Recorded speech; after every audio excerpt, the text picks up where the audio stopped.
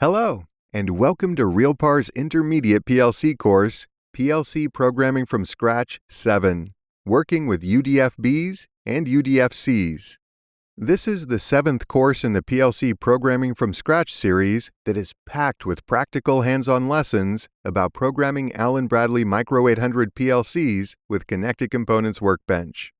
In this part of the series, you will learn how to use user-defined function blocks, also known as UDFBs, and user-defined functions, also known as UDFCs, to write modular, reusable code.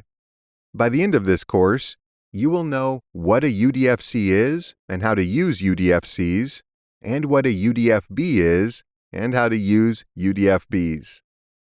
After completing the course, you will be confident in your ability to write modular code, and you will have built a project that demonstrates your skills as a PLC programmer. Upon completion of the course, you will receive a certificate from RealPars. This course is designed for intermediate PLC programmers. To follow this course, you should be comfortable with creating Connected Components Workbench projects, writing simple Boolean logic with the ladder diagram programming language, downloading Connected Components Workbench projects, and testing projects using the Micro 800 simulator. If you are new to PLC programming, I highly recommend that you follow the previous installments of PLC Programming from Scratch before following this course.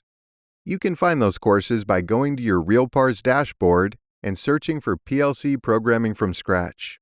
Although you don't need to follow the other PLC Programming from Scratch courses before following this course, it may help you to more easily understand the concepts presented in this course. To follow this course, you will need to have Connected Components Workbench installed on your computer. The good news is that you can download and use Connected Components Workbench for free.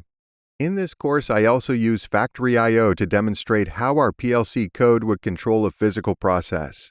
If you want to follow along with this section, you will need to have Factory I/O installed on your computer. Factory I/O is a paid piece of software, but you can get a 30-day free trial by following the link in the description below this video. If you don't have a Factory I/O license, you can still watch this section to see how our code would control a physical process. Now that we have an overview of the course, let's take a closer look at the course curriculum and what exactly we will learn in PLC Programming from Scratch 7, working with UDFBs and UDFCs.